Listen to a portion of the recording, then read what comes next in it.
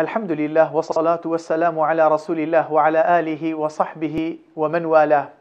برایان و خوشکانی بەڕێز، ذکرێک هەیە ئەگەر بێت و بیڵێ ئەوە هەر هەشت دەرگای بەهەشتت بۆ دەکرێتەوە.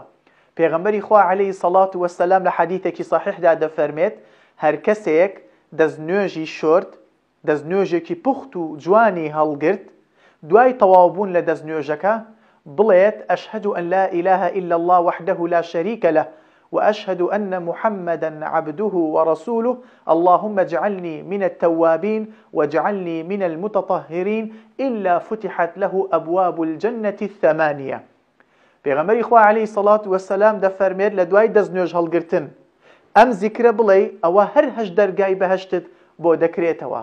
بڵێ أشهد أن لا إله إلا الله وحده لا شريك له وأشهد أن محمدا عبده ورسوله اللهم اجعلني من التوابين واجعلني من المتطهرين.